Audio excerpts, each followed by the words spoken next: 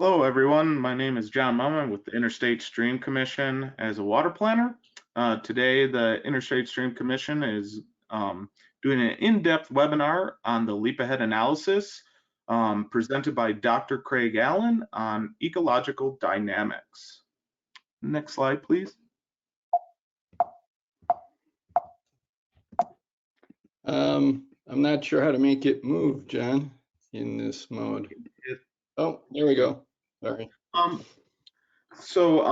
Just to go over some big picture stuff about the 50-year water plan, we present these slides at the beginning of every presentation on these webinars. In case you missed it, I'll quickly go over it.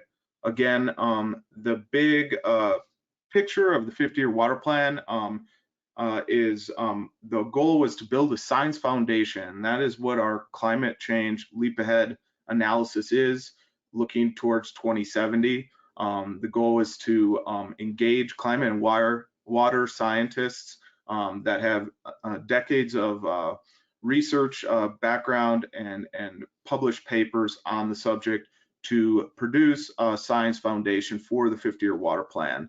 Once we have that 50-year water plan, we wanted to do a resiliency assessment where we engage the New Mexican public on boots on the ground decision makers and experts in the field of water usage throughout the state, from farmers to public water system users, and kind of talk about resiliency, where are they at, how, what they need to do to become more resilient based on the science foundation. And that's where we'll produce the adaptation strategies in development, engaging both the public, the New Mexican boots on the ground experts, decision makers, and then also the science experts, where we can discuss about the strategies and how is that helping the system. And then in the back end of the whole project, we want to have recommendations to the public that go over policy, operations, land management, local decision-making makers, and research.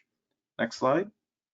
And this is just kind of an overlook at our schedule. Again, the next steps, we're going to have more webinars throughout the month of August. And then in September, we're going to have on the 1st of September, we're going to have a resiliency assessment information forum where we talk about resiliency. What does it mean? What are we trying to get out of that? And then in September, initiate the resiliency assessment. And at the same time, we're going to continue to do parallel tribal Pueblo outreach and communication. Next slide. And finally, again, this is our website information. Everything's on there, from links to groups that we're partnering with, and information on what's going on. And then also we also have an area for it's called In Case You Missed It. That's going to be where all recorded webinars are located, and the PDF of it and other documents. So if you missed it, if you can't make a meeting, go there. We'll have the recording. Again, I usually can get it up the day of or the day after. So if you're wondering when they're going to get up, within a few days, and they'll be up so you can watch it. And then also, we're trying to make sure all your questions and comments on the leap ahead analysis, or on the resiliency assessment, or the 50-year water plan itself, we have a comment or public input place on our website. Go there. It's all over the website, so if you can't find it, you'll see a notation of it. Jump on there, make a comment, or ask questions on subjects you're wondering.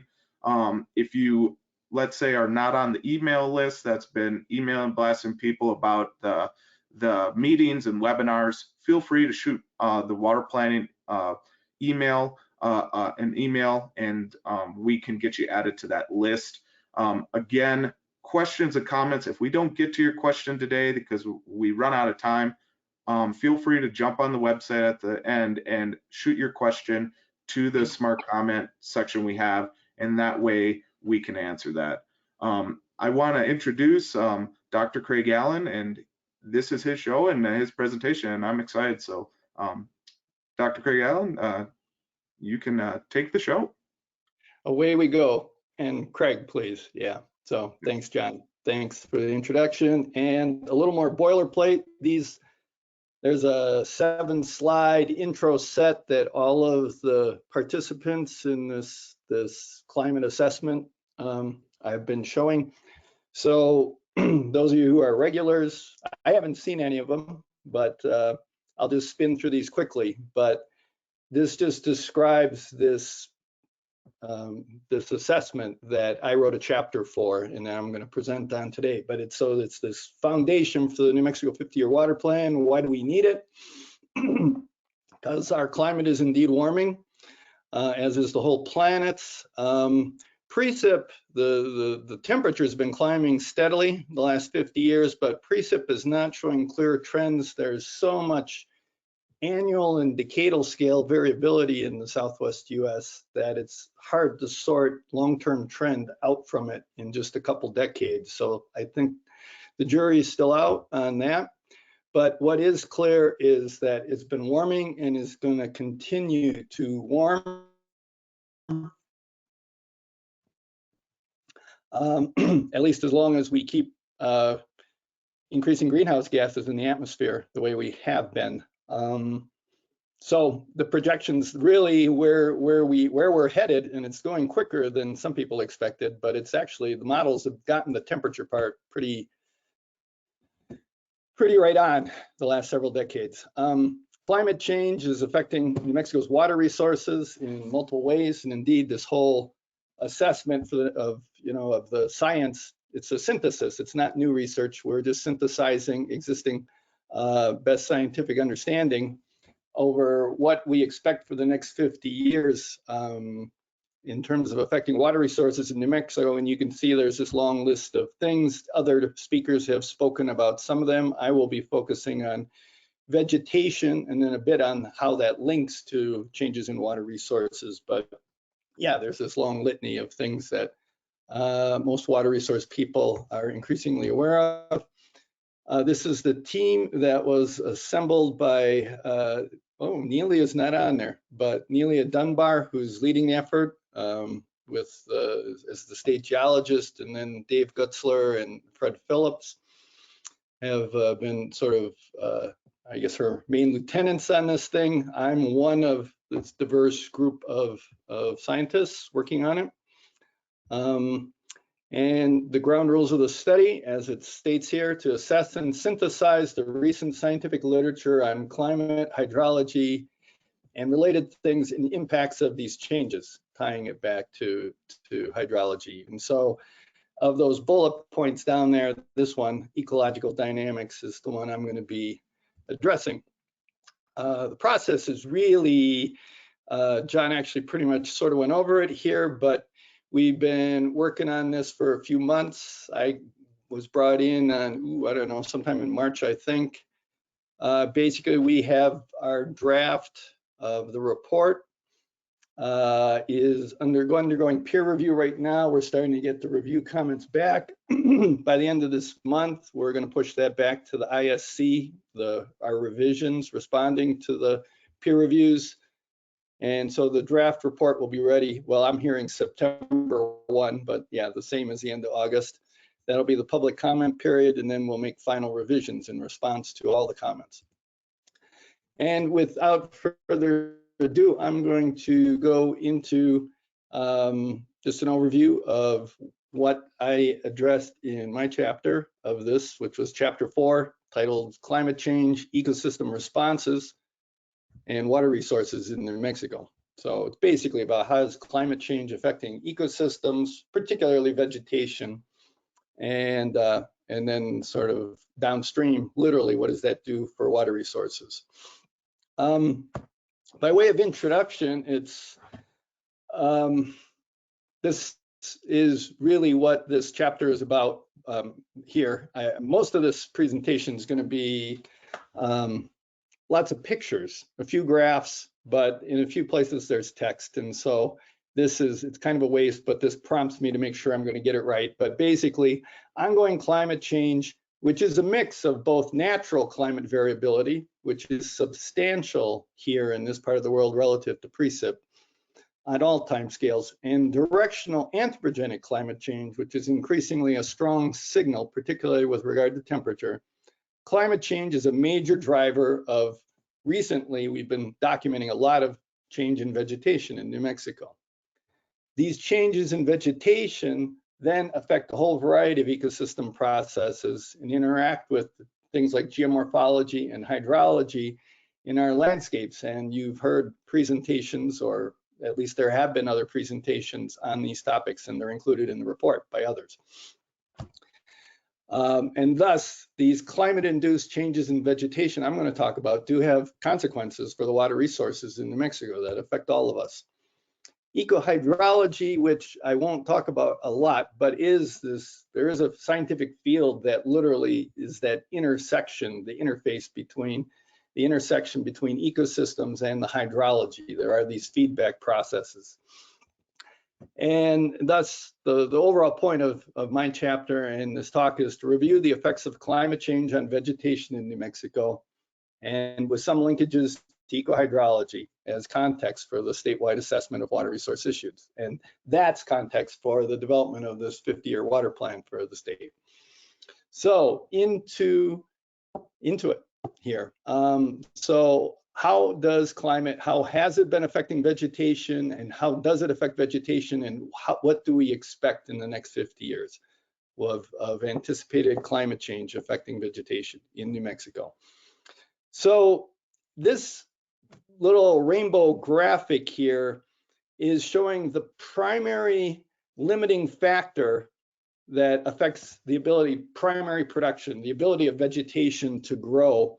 And globally, these three main factors: sunlight, places like the tropics, you see the Amazon basin, because the vegetation is so dense, it's shading itself and it's cloudy. Sunlight is limiting there because temperature and water are mostly not. In the polar regions, boreal regions, it's temperature, where it's cold much of the year. That limits how much vegetation can grow. But you can see in these red areas, it's water. And they're the drier parts of the world, unsurprisingly. And we're part of that. New Mexico vegetation is largely water limited, although like high subalpine, alpine meadows are certainly temperature limited much of the year. And indeed, along elevational gradients really affect vegetation, because along these elevational gradients, you have big changes in water availability and in temperature. So these two big drivers of vegetation. So unsurprisingly, you see big differences along elevation. You also see topography having big controls on what's vegetation. South aspects are warmer and drier, and so have different vegetation than north-facing slopes. And there's a lot of topography in New Mexico, a lot of up and down, and so that has a strong effect locally on what's growing in a place. So overall primary drivers of New Mexico vegetation change: there are direct climate drivers of vegetation, and so as we just discussed, particularly water availability, plant available water, which is not always the same as what comes out of the sky, is how much water is actually available to plants on a site to do what they need to do to live. But increasingly, temperatures are also affecting the water part of the balance here. So yeah, again, emphasizing plant available water. And the warming, yeah, the last 6 years have been the warmest years in the instrumental record, back to circa 1880 globally. The frequency and severity of extreme climate events, and from a vegetation standpoint, particularly extreme drought, heat waves, and these compound joint disturbance of hotter droughts, and in a dry part of the world like this, when we have drought, there's feedbacks between temperature and the drought. The point of this diagram is just that extreme events, if you change the mean, and this has probably been covered by like maybe Dave Gutzler from a climatology standpoint, but if you shift the mean of a distribution like temperature and say, well, okay, it's changed 1 degree C, a little more than a degree. In New Mexico, it's about 2 degrees Fahrenheit or more at this point. The tail ends of the distribution, the extreme events, it makes a big difference in the frequency of the extreme events. And it's these extreme events that from an ecological standpoint, from a vegetation standpoint, that's where the big action happens. And it's these hotter drought extremes, either singly or in combination, that those are the ones that are making a big deal. And so, for instance, think about Portland a month ago or whenever, hitting 116 degrees. I mean, they were breaking records by 8 to 12 degrees in the Pacific Northwest in places. That kind of extreme increase in an extreme is almost certainly, the attribution hasn't been done yet, but they're working on it, a result of climate change changing that distribution at the tails. And these are the events that are now starting to increasingly get our attention. Vegetation, and I'm going to talk a lot about these extreme events here because some of us have been studying them for some time. In my case, I've been working here mostly in northern New Mexico, but I've been based here and working in these mountains for over 40 years on studying how landscapes and vegetation change through time. And I've had on the ground, I've been literally, the course of my career is to a large extent been documenting these changes and trying to understand them and what drives them. This is an example. So this, again, the same concept. How frequently are extreme events, and particularly hotter droughts, I should have made this a compound. I should have built this graph to start it simple. But if you just look at the black line, the curve, that's simply recording how many drought events are there as a function of how long they are. So the point is there's lots of short droughts, maybe one day without rain around here. If you want to call that a short drought, that happens. There's a zillion of those. But to get week-long droughts, month-long droughts, multi-month long with no precip, obviously those are much more infrequent. It turns out empirically that if you put plants in a growth chamber, put some trees in a greenhouse, and you stop watering them, and some of them are heated and some of them are not, that obviously at some point they'll die without water if you don't water them. And it turns out they die quicker without water when it's warmer. And what that means is that the drought events don't have to be as long to kill a tree when it's warmer. And what that does on this curve of how frequent those are, multi-month droughts are rare, but multi-week droughts are frequent. And this is part of why we're seeing a vegetation response. So there's a couple ways this extreme events can emerge on a landscape. In general, if we look at drought stress through time, and say we're somewhere in the middle of this distribution time-wise. On the bottom, it's time, but there's a background increase because of warming in how severe drought stress is. So there's this background, but superimposed on that are these oscillations between less stressful and more stressful time periods. And what I'm going to tell you and show you is that it's these peaks.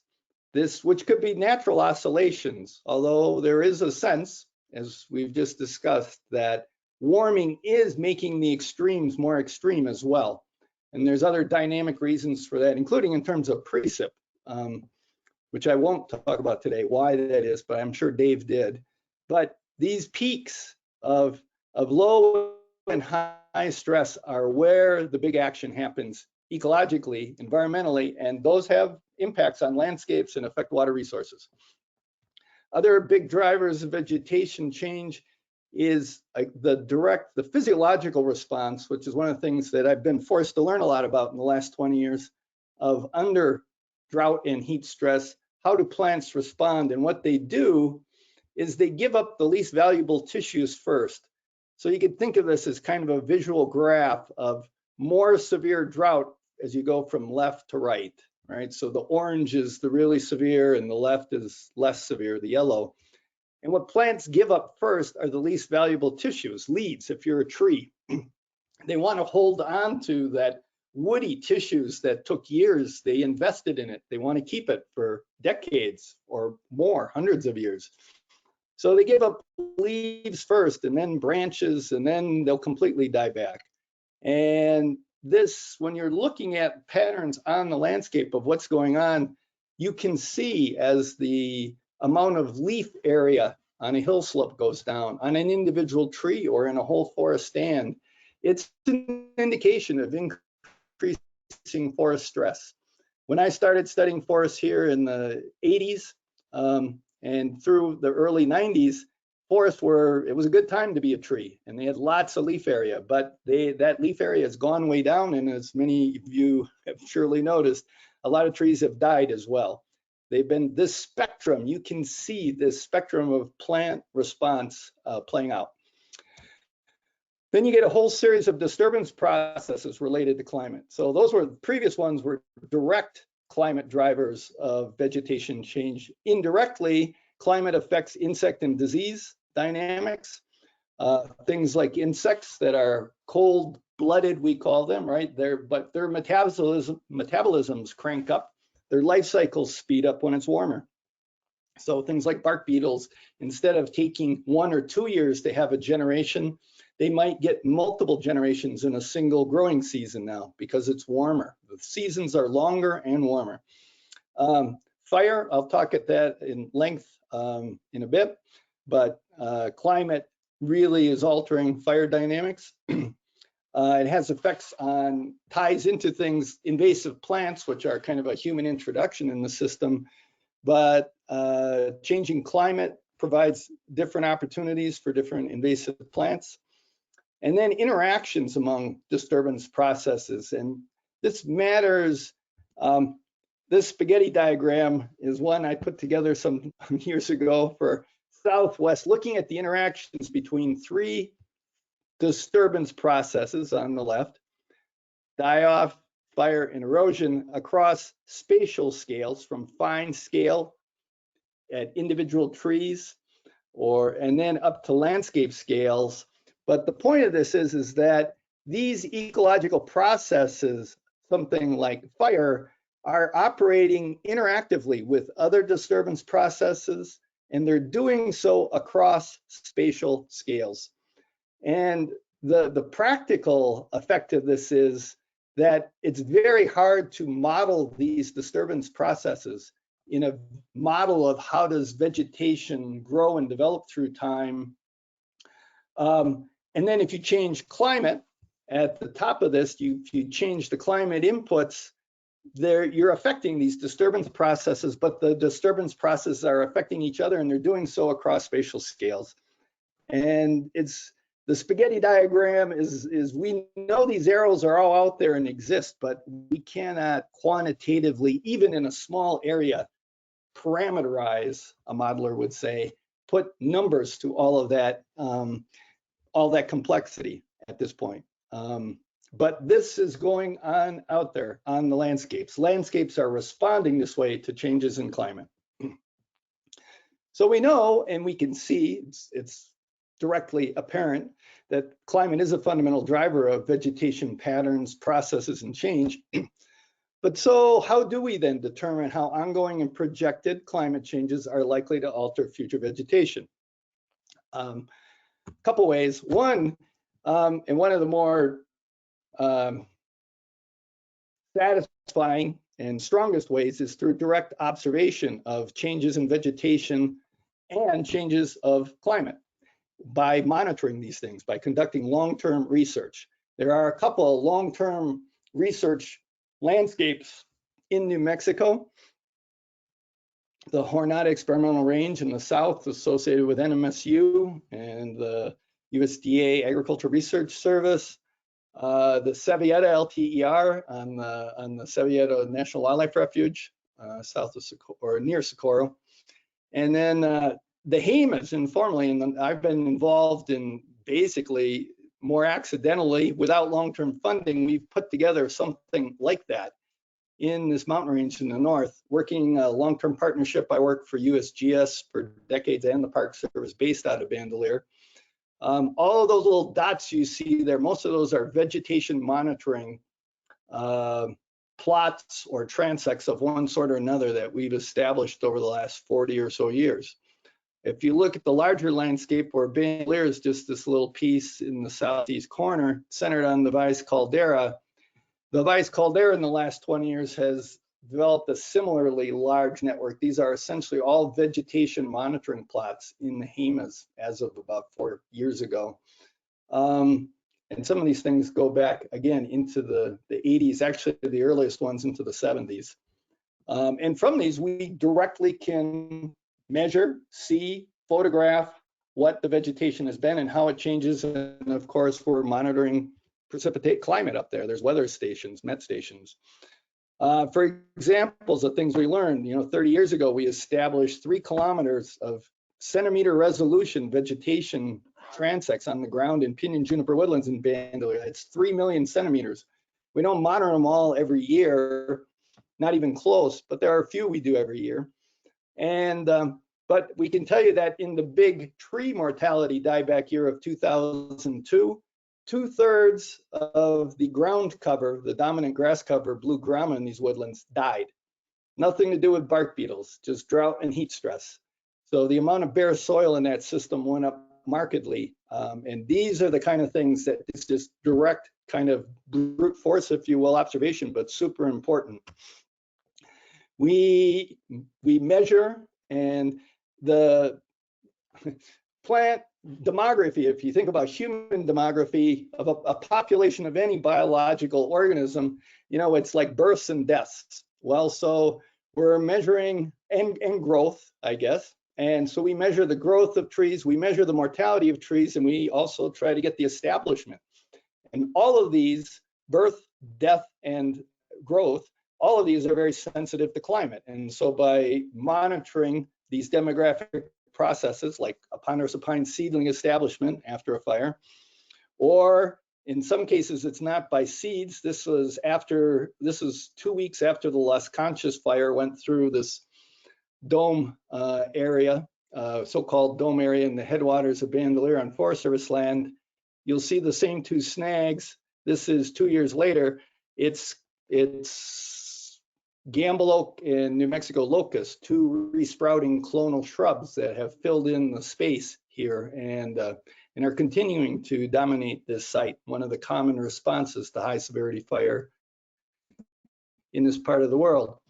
Similarly, down on the Jornada, down near Las Cruces, you have both measurement of, this is black grama, the graphic at the top, of the productivity of black grama per hectare. And you can see there used to be a lot of it prior to the 1940s, and then the 50s drought comes and suppresses it, but it doesn't recover. And it's part of this transition. There's transects, the repeated measurements, photographs documenting this transition from desert grassland to desert shrubland, both creosote and mesquite. Widespread that's occurred in the desert grasslands in the south and is actually moving north into a whole variety of grasslands in New Mexico. But it's been directly measured. This was done by looking at the General Land Office land survey records of vegetation at section corners and even smaller land survey distribution from 1915 to 1998. But again, you see the big increase in red, which is mesquite, and in this brown, which is the creosote, and the great decline in the green, which was the grasses. A lot of it was black grama. So there's different ways to monitor and reconstruct. Other ways, using aerial photographs. This was some work I did in the early 80s. It's about a mile across the width of each of these 2 repeated scenes. This is the summit of the Frijoles watershed in Bandelier. This is along the Caldera Rim, and that's an old grassland being invaded by trees in the 20th century in the absence of fire. And you can document, you can map the changes in vegetation off of air photos. We're fortunate to have stereo photos going back to 1935 of large parts of the state. You can use multiple lines of evidence, which I did again in the 80s, reconstructing ponderosa pine mortality in the east flank of the Jemez during the 1950s drought. So the last really severe drought before the current drought we're in was during the, say, from like 42 to 56. depending, different people show it different, but it was a severe drought from a precip deficit standpoint, and it had big impacts on vegetation that are documented in written documents and air photos and ground photos, and you can also date the wood and map it off the air photos, which we did. So we can see how vegetation changed in the past, even if we weren't always out there with long-term ideal plot-based monitoring networks. To go farther back in time, like to get these kind of vegetation changes, this is the big vegetation change from the lower figure, these vegetation types during toward the end of the last ice age, so 14,000 years ago. This is largely from pack rat middens, a little bit from pollen, but primarily this is from the fossilized, well, they're not even fossilized, they're just encased in the hardened urine, the really concentrated, it's called amber rat, that pack rats bring. The pack rats have sampled the vegetation near their little rocky crevices where they bring this stuff together, and it gets cemented together with this crystallized urine, and it'll be there for tens of thousands of years. So for the last 50,000 years, we can actually know what was growing within about 100 meters of a crevice from what pack rats were pulling in. And it's still there. The leaves, you can, I mean, there's an immense amount of DNA analysis starting to be done now on literally the plants and even insects and bones that these pack rats piled up and basically sampled for us in the past. But you see the huge change in vegetation between the cooler, wetter conditions at the end of the last glacial in the lower map versus the modern vegetation patterns that set up, mostly by 8,000 to 9,000 years before present as we came out of the last ice age. Also from lakes, sediments, and bogs, you can take these sedimentary cores, couple-inch diameter cores, and also get particularly pollen and charcoal records that also are very helpful in reconstructing past changes in vegetation as well as processes like fire. So this is from a bog in the north central Jemez Mountains called Chihuahueños Bog. By the way, in this last picture, we did a lot of work with Scott Anderson out of Northern Arizona University and his students in the late 90s, early 2000s, sampling bogs and lakes in northern New Mexico, southern Colorado. Oops, wrong way. And this is a charcoal record. So this is with depth. So 4 meters, every centimeter, counting the charcoal in particles of charcoal per cubic centimeter. And you notice this is a huge 5,000 particles per cc. These are huge concentrations of charcoal. But you see, you get back before 10,000, the end of the last ice age, not much fire going on in that landscape. In the early Holocene, an immense amount of fire, an immense amount of charcoal. But even here, there's thousands, hundreds to thousands of particles, sorry, except right at the top, it was 0. And we can date that to the late 1800s. So the biggest anomaly in the last 9,000 years was the last 120 years, where there was no fire in these landscapes, this suppression period. It gives us a long-term context for human land use, in this case, that caused fire suppression. Tree rings, we also have just an extraordinary amount of tree ring. The methodology was developed in the Southwest US. Out of the University of Arizona Tree Ring Lab, there's an old wood, you can develop 1,000-year chronologies and reconstruct precip, temperature, fires, flooding, insect outbreaks, all kinds of things.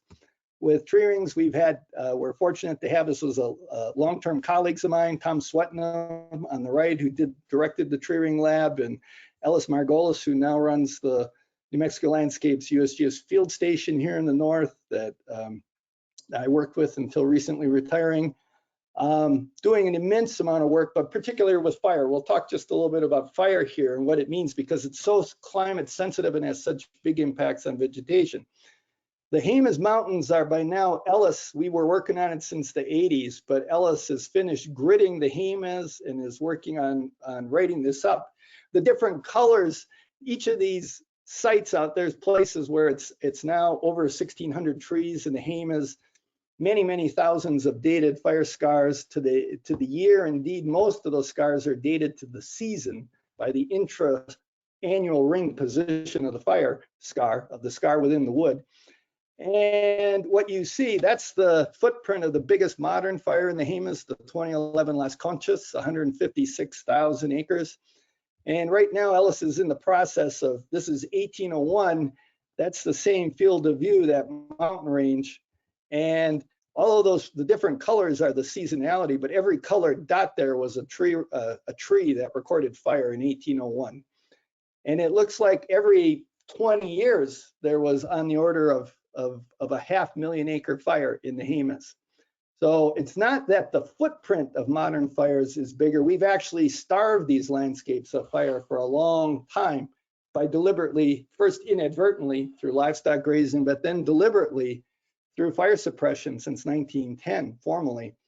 As an ecologist, we're less concerned with how big these fires are than the severity of them.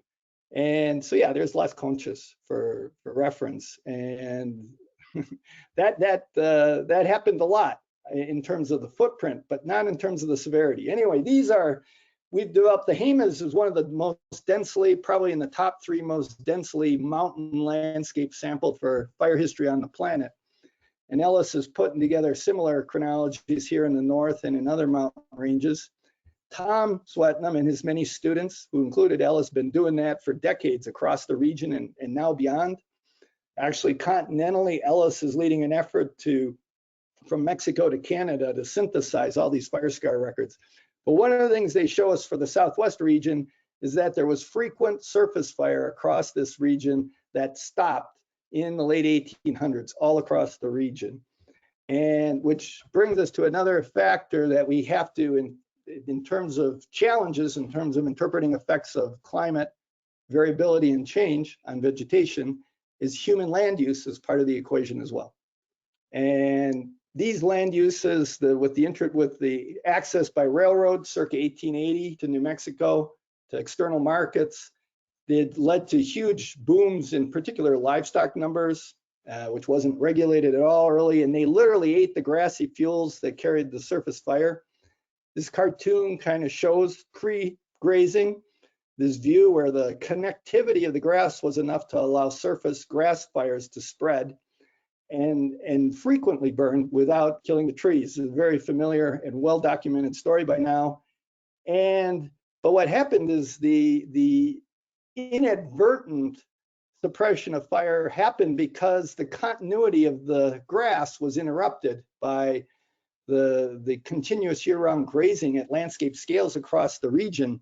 So instead of the grass being connected across the landscape, bare soil started to coalesce. And so it's these percolating networks, whether it's a herbaceous ground cover or whether it's bare soil.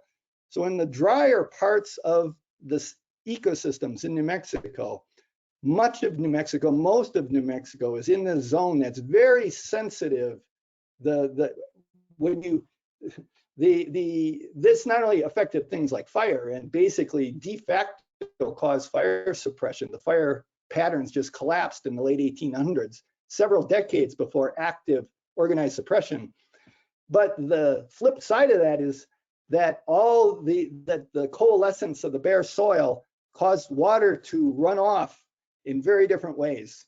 And instead of intersecting into live and dead grassy plant materials and infiltrating where it could then be available as plant available water, it concentrated, formed rills, arroyos, and runoff, and the whole dynamic of the water balance of these landscapes has changed, creating a feedback, not a positive one necessarily, but feedbacks with the vegetation, but also with water resources in the state. So the water resources of this state, especially in the drier parts, have changed a lot in the last 150 years. And this has been well studied in dry landscapes. This is from Australia, some colleagues there, putting together these same kind of highly functional landscapes, basically where functionality is defined as water and soil and nutrients not moving off site, but staying pretty close, versus if you reduce the veg cover and let the bare soil coalesce, the landscape starts to bleed water, nutrients, soil.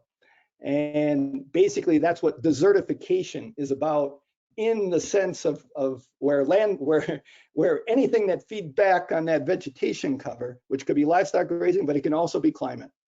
And so climate is part of that as well. The warming climate is contributing to kind of classic desertification processes in arid and semi-arid grasslands in New Mexico. And it changes the dominance of the predominant processes with decreasing vegetation cover from biotic controls of erosion rate by having lots of grass and dead plant parts, mulch. Think of it as mulch, and we all know as gardeners what that does, the magic in terms of holding water and soil, versus abiotic. Just the temperature and the precip is not moderated by the biotic component as much, and it changes these systems a lot. So, and now we got climate in the mix of that. Going back to fire, that initial collapse of the surface fire patterns in the late 1800s, which was then reinforced starting 1910 as an official policy decision to do fire suppression, that we have kept doubling down on, and almost feeling like of necessity so, because once we got into this catch-22, that is, the fuels got denser and thicker, the fires got more dangerous potentially, and so the imperative to try to suppress them is increased. But it's left us in this difficult place that the only wildfires almost that we let burn are the ones that we cannot control because they're burning in the most extreme fire weather conditions. They're burning in extreme fuels and extreme fire weather conditions, which means you get extreme fire behavior. And we have seen that transition occur with the transition to warmer, drier climate in the last 25 years in the Southwest. We were on the front lines of that. One of the first places that signal has emerged strongly. And this densification, this woodification of upland landscapes, that when I first was working in the 80s and early 90s, that's what we were focused on and documenting, is that, we're losing the grasslands, we're losing the shrublands, where the whole landscape's turning in uplands to conifers. Well, we're not worried about that anymore. Now we're wondering, the changes in climate and disturbance processes have become an existential threat to the continuance, to the existence of our historical conifer forests in the uplands in the Southwest. And again, I'm going to focus here further on these temperature-related forest disturbances, because this is the part we have most confidence in, because of these historical observations and our documents, just our direct observations the last 40 years. We can see how strongly temperature, increasingly the signal of temperature in these processes. So direct physiological drought stress die-off of plants, it just exceeds their ability. It's too hot and dry. The tree-killing insects are amplifying that, taking advantage of it, although the warming is again amplifying the life cycles, speeding up of some of these insects. And then fire. These are the big ones in New Mexico, but there are others. Globally, some of these others are more important in other places, and they're also temperature sensitive. But here it became very apparent since really the spring of 96, that dry winter of 96 is where fire behavior really started to change. The tree die-off and insect outbreaks really ramped up in the earliest 2000s, particularly 2002 was a real wake-up call for that in the Southwest. But we've been seeing these, but they emerged as these nonlinear threshold transition to different behavior of the system. This paper by a colleague, Park Williams, who was postdocing at Los Alamos Laboratory at the time, he since went to Columbia and is just taking a faculty position at UCLA, but he still works on this stuff. The title of the article, "Temperature is a Potent Driver of Regional Forest Drought Stress and Tree Mortality." That's the story of this kind of by now classic paper. He pulled a temperature signal out of the tree ring record for the Southwest that had not been identified previously. So he took all those dots there, orange dots, the regional area he's talking about is the yellow, he used all the tree ring growth data from all of those orange dots, hundreds of thousands of measured tree rings going back 1,000 years, and reconstructed tree growth as a function of temperature and precip patterns. And what he found, actually, I'm going to come back to that one, but that there is his calibration period that overlaps with the instrumental record of regional tree growth. So this is averaged mean tree growth, with 1 being the average value. So above that horizontal line is better than average growth, and below was less than average growth. And okay, the black is his predictor. And he developed it's a simple, pretty simple actually, empirical model, but with these amazing R-squared values, where by previous winter's precipitation, he could predict tree growth in the year for 2020, the tree ring growth from the previous winter's precip, plus particularly the daily max temperature during the growth season, which he converted to vapor pressure deficit, which I'll just go back to. And there was a bit of a signal from VPD the season before.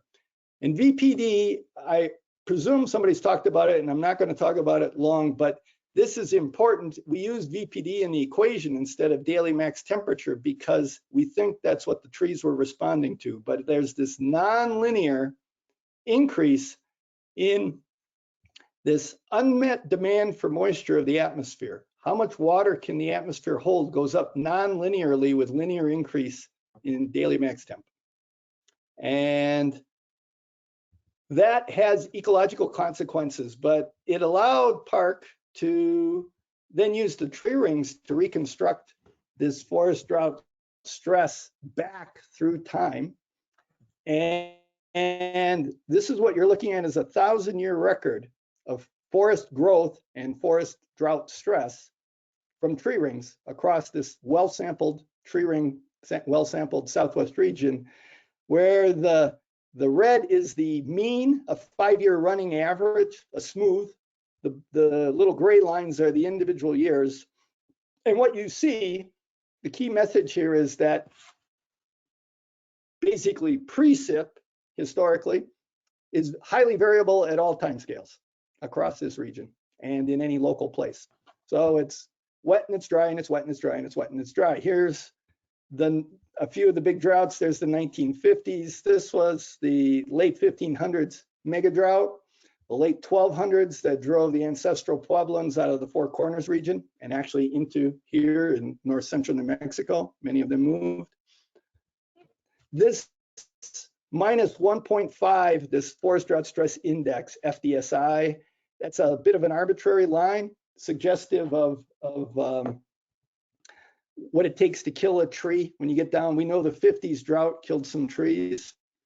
So we think you get down there that year to the point that naturally that's a stressful enough level to kill trees. And then here's 2002.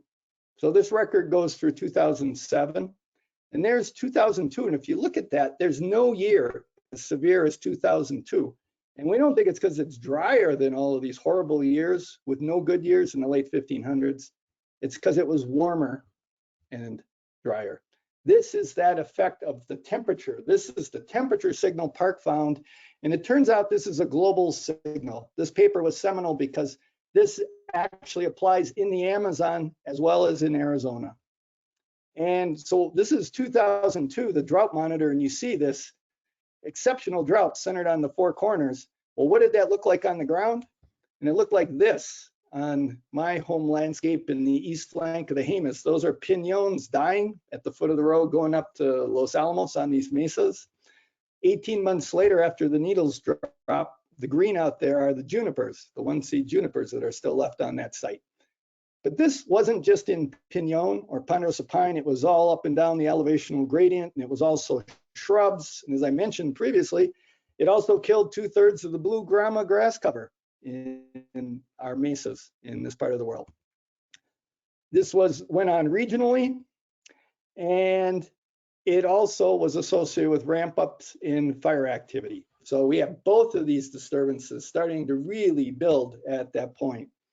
And it turns out that that forest drought stress index Park put together, that this is the if you plot the FDSI against the area of bark beetle attacked trees, area determined by aerial mapping every year, and wildfire area, high severity wildfire, that you have, again, very strong correlation coefficients with these things, showing that, again, these disturbance processes are closely tied to tree growth, forest drought stress, and the temperature, because the temperature was the signal that's being different. That's why 2002 looked different. That's why it had such a big impact, because the warming was starting to be felt. By the period from basically from 96 to 2011, 2012, it had caused high levels of mortality in 20% of the forests and woodlands in the region. We're also seeing new insect outbreak dynamics. This is up in the Santa Fe watershed. 40% of the city's municipal water drinking supply comes out of this watershed, and this is in the wilderness part, the uppermost part, and there's this little caterpillar from a little brown moth that in the wintertime is active, this caterpillar, and it defoliates, it chews on the needles of Douglas fir and spruce trees. This insect, there was an outbreak here recently associated with warmer winters. This is the first record of this even being present in northern New Mexico. There was a record like 25 years ago of an outbreak in southern New Mexico. But presumably the warming of winters has allowed this organism to, it's a native insect, but to move north. But these are the kinds of things that, as ecologists really are getting attention, new dynamics on these landscapes. The bark beetle outbreaks that have been big news here, well, turns out they're all across Western North America, you know, tens of millions of hectares, different species. Other places, California has really taken it hard in recent years, which has contributed to their high severity, the fuel loadings that have been burning. Here we'll see, again, this is since 96, starting in 96, these are fires on the east flank of the Jemez, where the darker colors are the higher severity patches of fire. Basically gutted the forests on the east flank. If you just mask out and look at the tree killing fire, these orange patches, you can see that pretty much it's taken out the conifer forests on the whole east flank of the Jemez, this high severity fire, which again, a combination of the changes in the fuels because of historic fire suppression, and now changes in fire behavior with more severe fire weather, particularly the warming and longer fire seasons. So we're getting these huge, severely burned patches of forest, and they're not going to come back as conifer forest. It's pretty clear about that. Many people have been studying that in the last decade. Just last year, 2019, 2020, unprecedented fire activity in, well, up the West Coast. California, 4 million acres burned last year, including crazy fire. 10 to 14% of all wild giant sequoias, mature sequoias, 4-foot diameter and greater, died. We didn't think you could kill these things with crown fire, other than incidentally. Well, we know different now after last year. Again, it's the buildup of these understory small, a lot of it's white fir, incense cedar that made that possible, that severity, but it's happening. 1,000-year-old trees going up right in front of our eyes. This is actually not news that the warming, it's not new news. I mean, this is what, 15 years ago, this article, another classic that showing how warming is making winter shorter, spring and fall extending longer and into the winter season, and the relationship of temperatures to acres burned, acres high severity, fire season.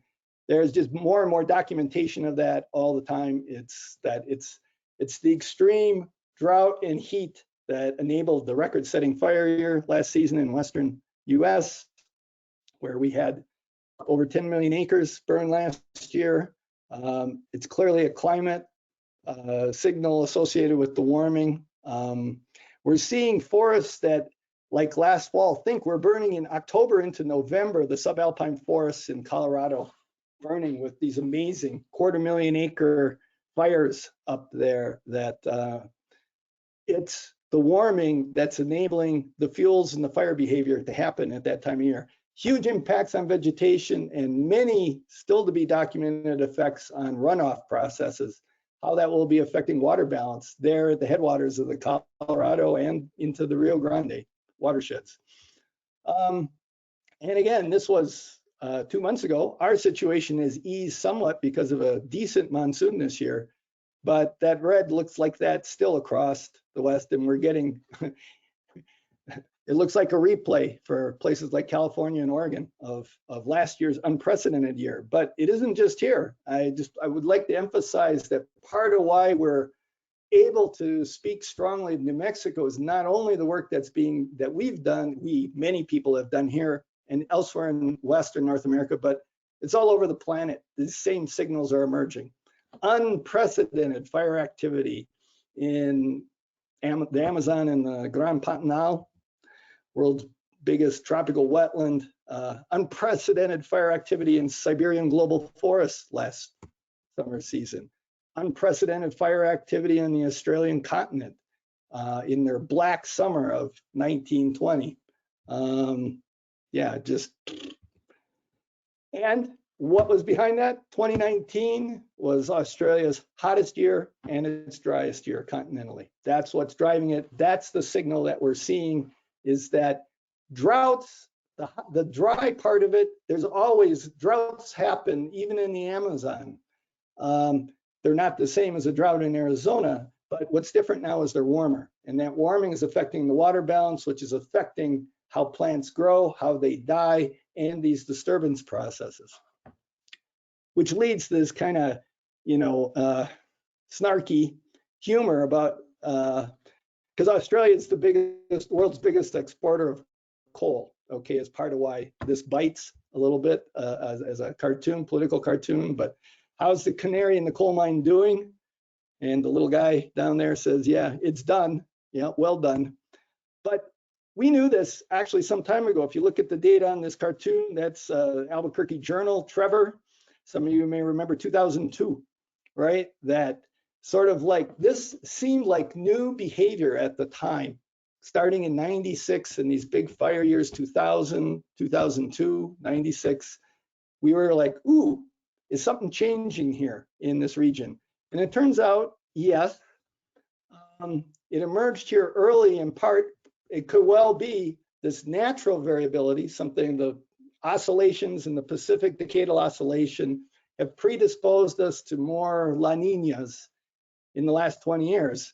And so this paper in Science a year ago, actually led by Park Williams and a number of co-authors, officially declared the Western North America and the Southwest in mega drought. And at that point, going back 1,200 years, said after the late 1500s, we were in the second worst one.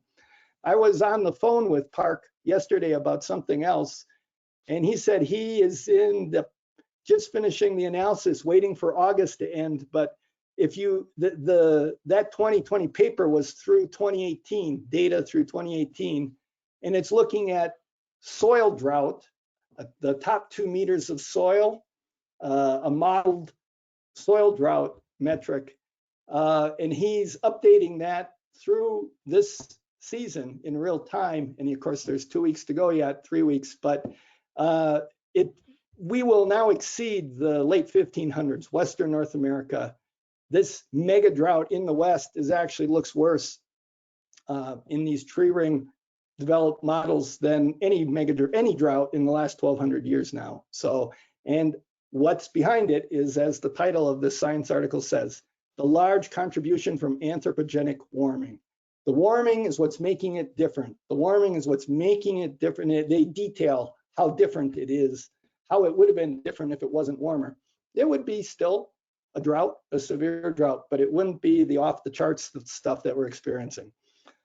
And yeah, globally, this is a very nice overview paper of how global change, climate change, and other drivers are affecting wildfires. But down there in the bottom, it's the warming. That's the climate change part. Yes, it may affect precip, The precip's harder to model, but the warming, it's clear, which can lead to this kind of gallows humor, kind of look at this stuff, if that's even humorous. But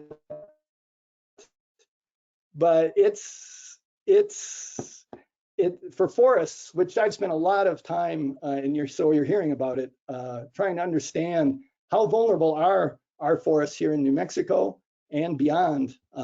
It's an issue.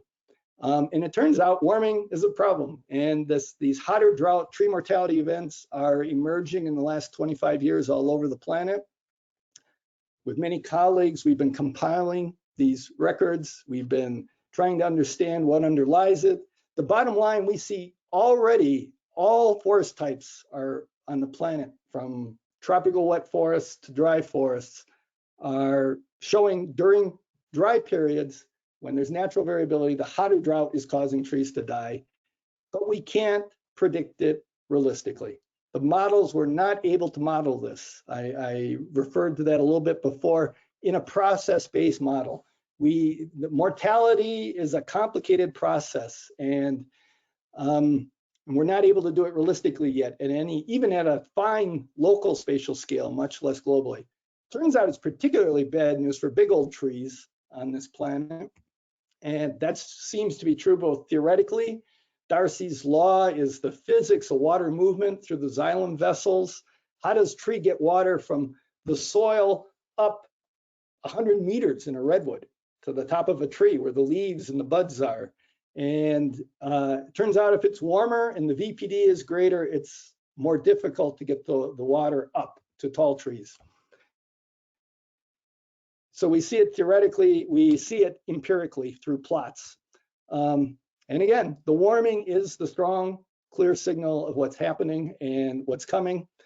And we're seeing these impacts, these changes in these disturbance processes, even though we're actually now at like 1.2 degrees C globally over the background. Here it's just out of as I'm sure most of you know, the latest volume 1 of the IPCC synthesis reports. The physical basis for climate change was released early this week. This is zooming in to just the last, back to 1950. This is global surface temperature. Here's where we are today, and these are the trajectories depending upon the emissions, but we're still running along the high emission scenarios, and thus all the public conversation about how do we get off that? How do we change this curve? How do we do business differently from an energy standpoint? Part of the reason why the modeling is also difficult is that we parameterize our models based upon our historical observations, but as we move into increasingly novel, increasingly extreme, it's also increasingly novel terrain. And there are nonlinear threshold processes built into just the physical systems of the Earth and the biological systems. And so things look like they're okay until you hit one of those threshold nonlinear tipping points, and then the system behavior changes. And we're surprised by those. And again, it's the extreme events that are testing these, the extreme events that push against them first, and that's where we see it.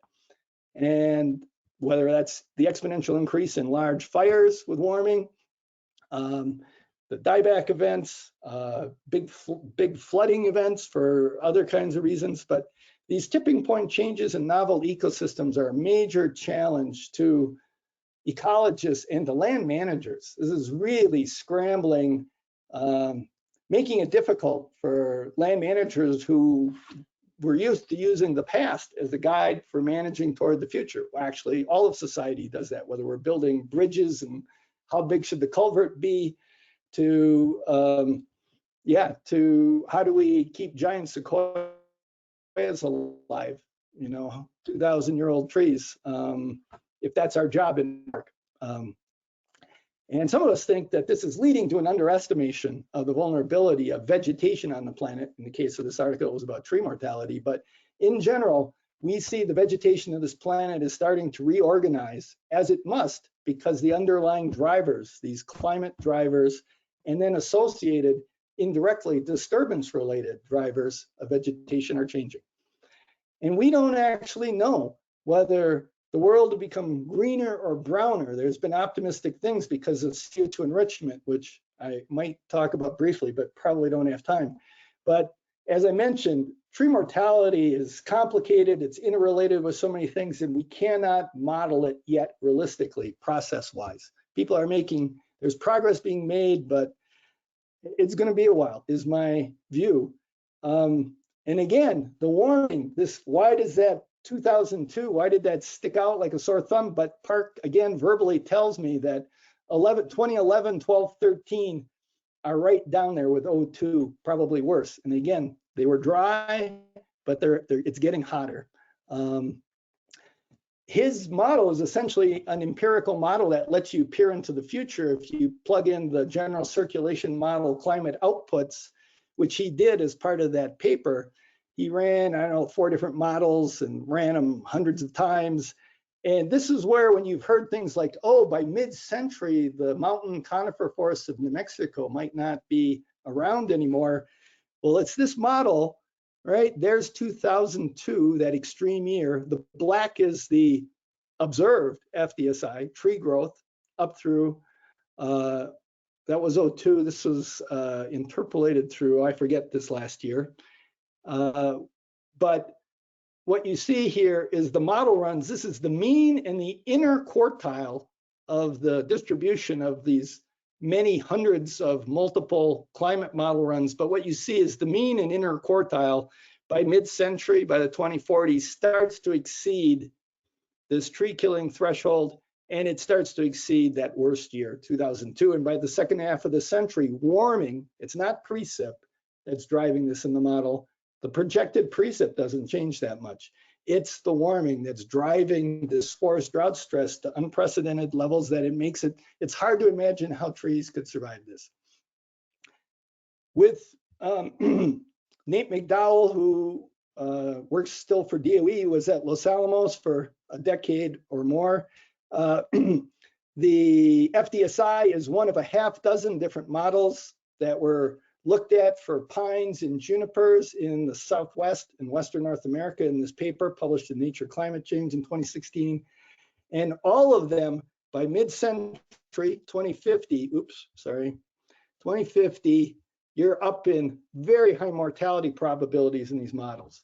Now, again, I don't have a lot of confidence in these models, the process-based models. These are all different kinds of models, but it's actually a little worrisome that they're all telling us something similar. I actually trust the empirical model of Parks more than any, because basically the trees were integrating these rather than the model itself while it goes on. There's climate envelope models. This work by Jack Tripke and others. He's the regional ecologist with the Forest Service. This was out of his dissertation work, showing climate change vulnerability of vegetation types in New Mexico. And you see, basically, it's looking at the historical climate space that these different veg types grew in over the 20th century. How much are they going to change in the future if climate models are close to right? And it's a lot. It's a lot. And they actually show the higher elevations as being more resilient in many cases. And because this doesn't incorporate disturbance processes, it might actually be the inverse of that, because the high severity fires are more severe up where there's more fuel up high. And again, globally, these things, temperature, where is the temperature tipping point of the terrestrial biosphere? What would a temperature tipping point be? It would be the point at which some ecosystems, it's too hot for photosynthesis to be carried out well by the plants, the biochemistry of photosynthesis. And it turns out there's a fair number of places that's a concern. And again, we're looking at mid-century kind of next couple of decades that we might actually be hitting such a thing. Here's an empirical approach. This is a colleague that I'm part of this effort, but we are trying to answer that question empirically by looking where trees have died on planet Earth and seeing where those observed thresholds are, and then projecting it to the future, how frequently will those occur? And it's unsurprisingly not good news. Anyway, lots of global scale look at forests in drought, but you could change that from forests to grasslands, savannas, whatever. Vegetation in drought, it's being affected. We notice it more when it's trees in some ways. In terms of trees, what does it mean globally? That forests are going to become shorter because they can't get water up to as high anymore in a hotter world. So the tops, they will die back from the top and outside in. They will become younger, more disturbance processes. There will be changes in dominant species composition. So there'll be forests out there, but they won't be as productive overall and nor as large as they were. So what do we predict, kind of bringing this to a close for New Mexico veg conditions 50 years out? Vegetation will be transformed increasingly along elevational and topographic gradients as plant species in general shift upslope and poleward as they must as the climate becomes warmer. We expect less total forest area, more shrublands and grasslands. We expect a lot of areas that have been dominated historically by conifer forests to be dominated by woody resprouting shrubs. Old trees will be increasingly just left in favorable relic refugia sites, places where topographically they can be favored. And there will just be a lot more early successional forests. When an ecologist uses the word weed, we mean early successional, things that come in after disturbance. So aspen is an early successional, so it's weedier than, say, the Engelmann spruce, which ultimately can dominate the site. And in drier grasslands, and including not as much work in the extensive plains in the northeast and east of New Mexico, but you see evidence, just me driving through, I can see mesquite moving in. You can see these shrubs starting to come into these places, but certainly the desert grasslands, this transition's been underway for over a century and expected to continue. How will this affect the linkages with hydrology? Decreasing vegetation cover on a lot of semi-arid sites, we would expect increased evaporation, drier soils, decreased transpiration, which could lead to actually even warmer temperatures with feedback because transpiration helps cool at the ground level. So there could be regional warming and aridification associated with reduced veg cover. Big effects on snowpack and snowmelt. Others have talked about this, but this is a huge area where more work's needed. Fire-driven changes in watershed runoff and erosion. I think you've heard her talk about this already, but they're covered certainly by Ann and others and Tillery.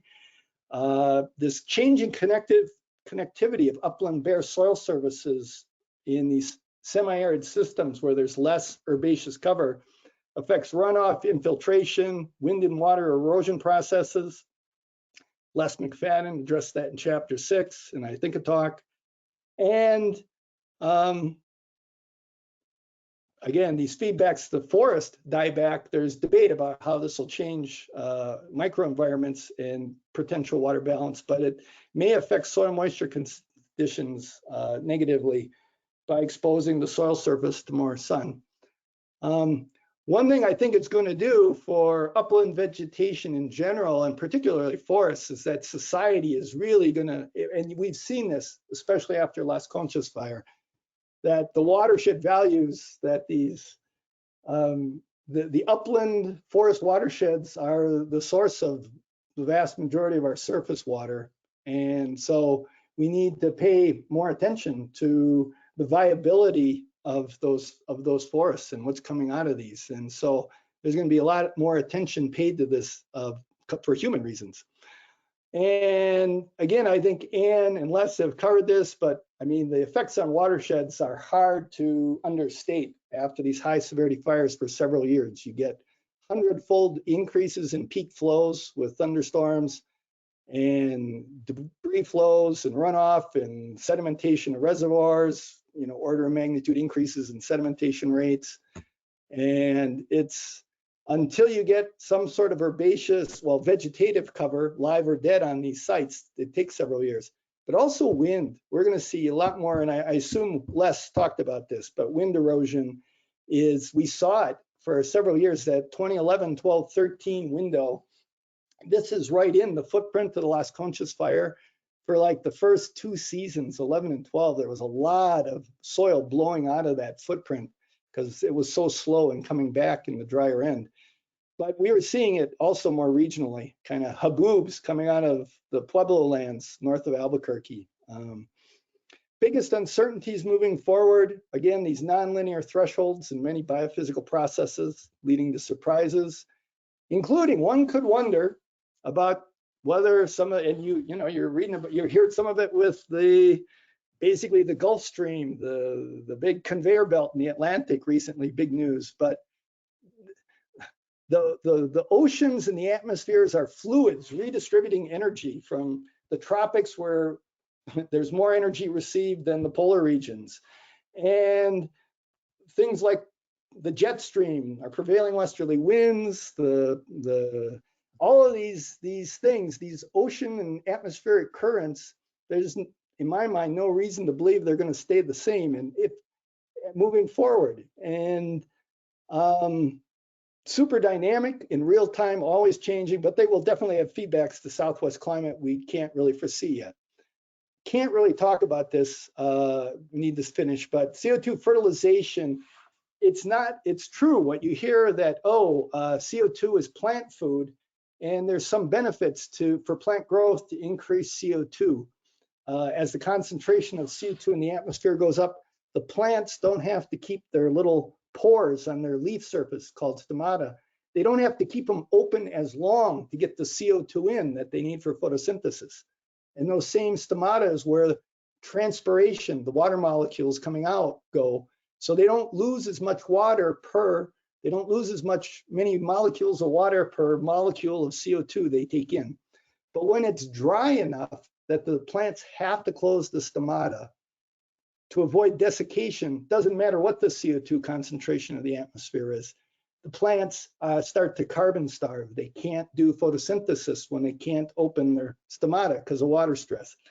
And so there's this tension, and this tension is really shown in the models.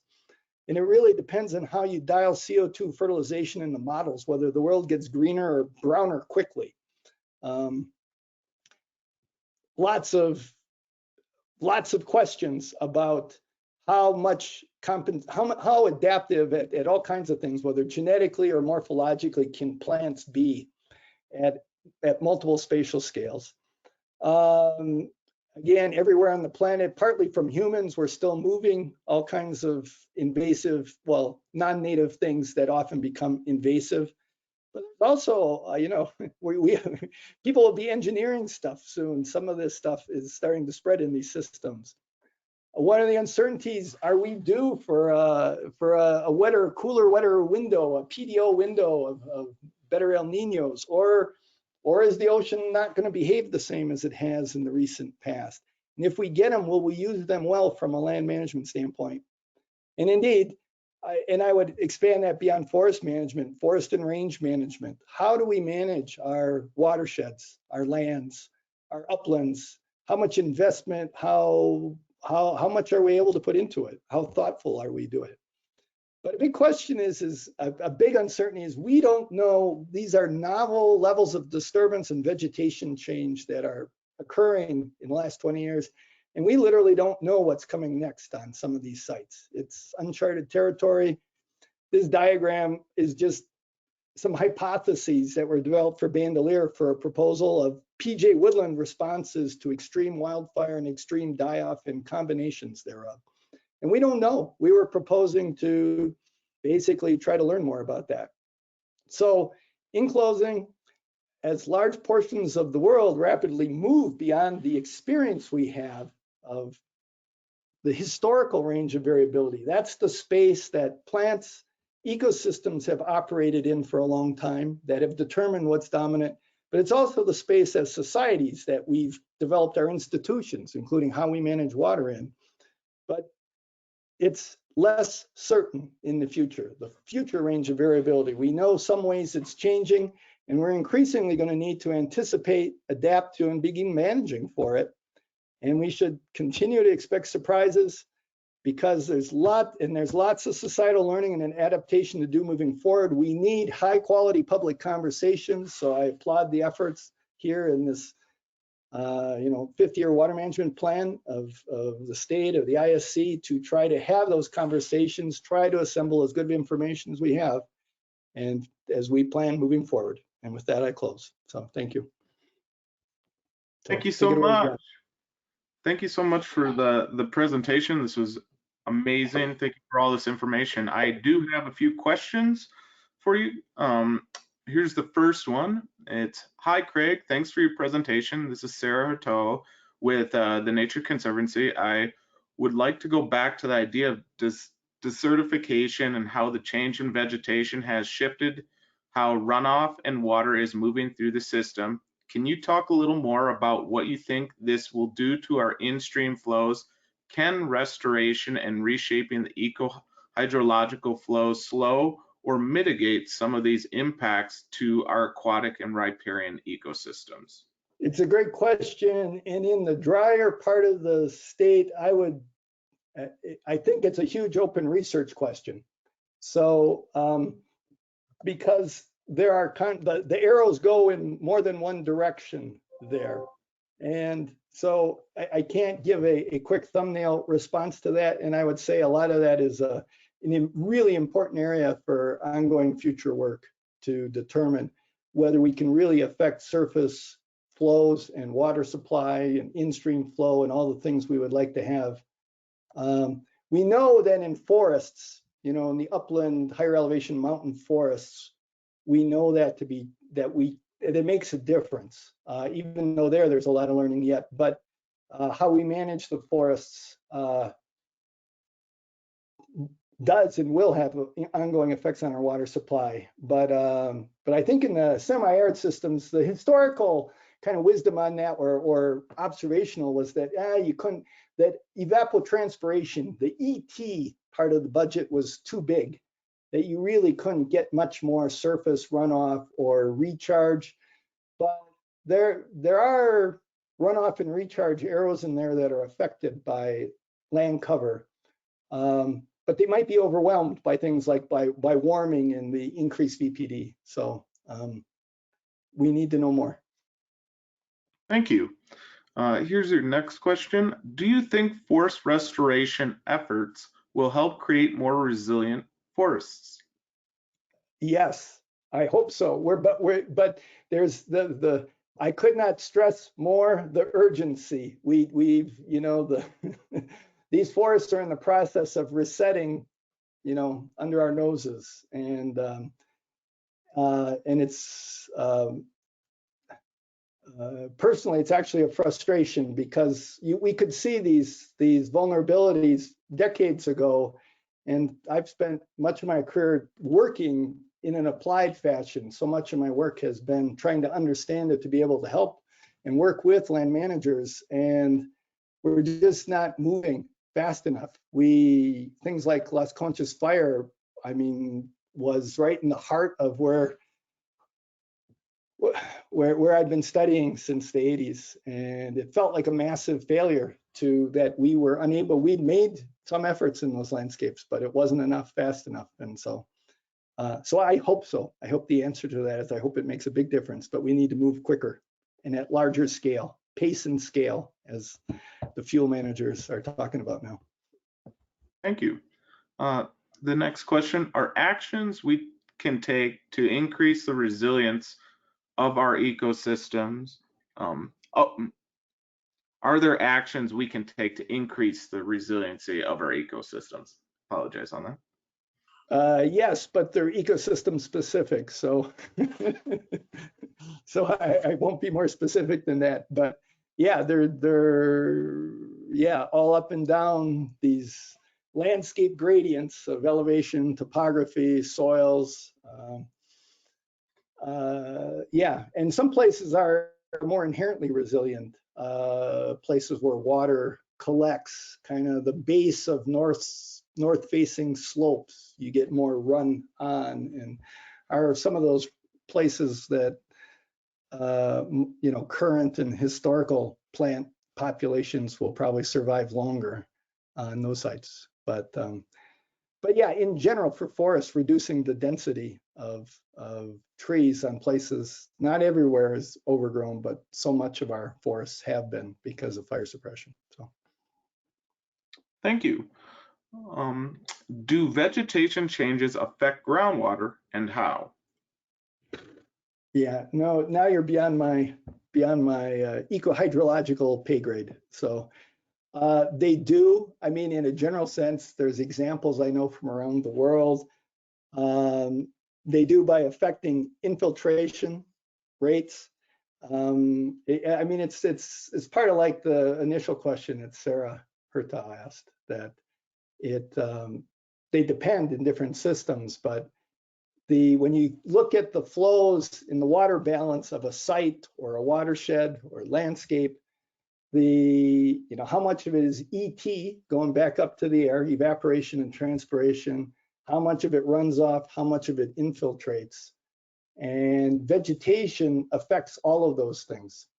And in some places, like in dry places in Australia, there's vegetation can even pull from deep groundwater pools and pull some up. We might have some closed basins or almost closed basins in the south. I don't know, maybe you could imagine it. But anyway, I shouldn't speculate. Thank you so much. Are there any final questions? Please use the question box.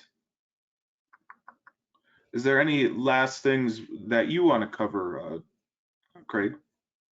No, other than I throw this slide, like something prettier up there but that picture, for instance, in the top of the Jemez is pre-Las Conchas. It doesn't look like that anymore.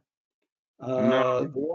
The one in the bottom there, the bottom left, that gray area halfway up the slope of that Santa Fe Balde, that's the Pacheco fire scar from 2011.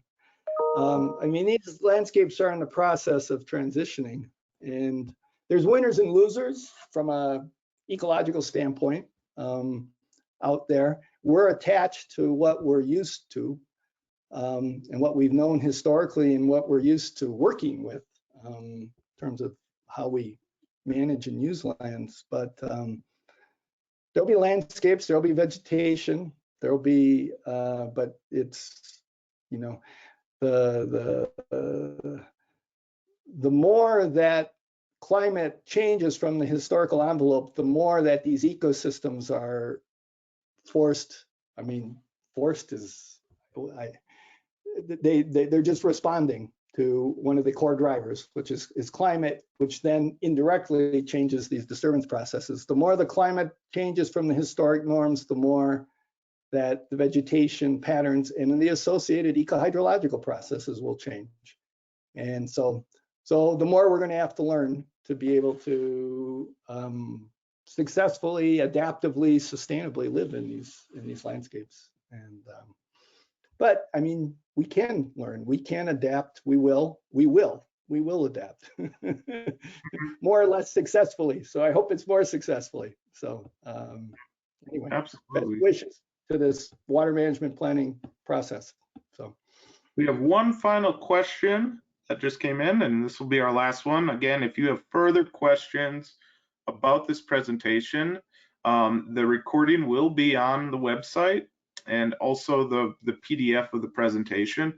Feel free to reach out through the public input page parts of the website for the 50-year water plan and the leap head analysis. And I believe Craig did put his email on here, so you can reach out also there. The final question is, can these large fires temporarily increase water yield as some high elevation forests are converted to grasslands and shrubs? yes, but there are some caveats to that, yes, because it depends on the dynamics of tree cover also provides shade for snowpack. So there's kind of a sweet spot in the quick responses that too dense of tree cover uses a lot of water in terms of transpiration. But here in the Southwest, one of the big arrows on snowpack with moisture is sublimation, which is the snow being caught on the canopies or from the ground, going directly from snow back to water vapor from the warm atmosphere in the winter with the sun right on it. And so there's a kind of a sweet spot of forest density that varies by site and slope and aspect and elevation, and probably even by season, I suppose. How high is the sun angle? But where there's some tree cover, enough tree cover to provide shading for the snow that gets to the ground level. But if you blow off all the tree cover, like your question supposes, all that snow is then exposed directly to the sun. And so I'm not on some sites, I would think that could lead to no change in runoff, or maybe even less, perhaps. I don't know, because the sublimation might go up in that relative to, depending on what the forest was like before the fire.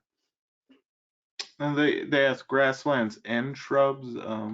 I think. Yeah, shrubs. Yeah, I don't know. I mean, it's true. Shrubs might do something. It's a great question. I haven't seen that looked at relative to shrubs. I've seen it looked at relative to conifer forests. People have looked at that question.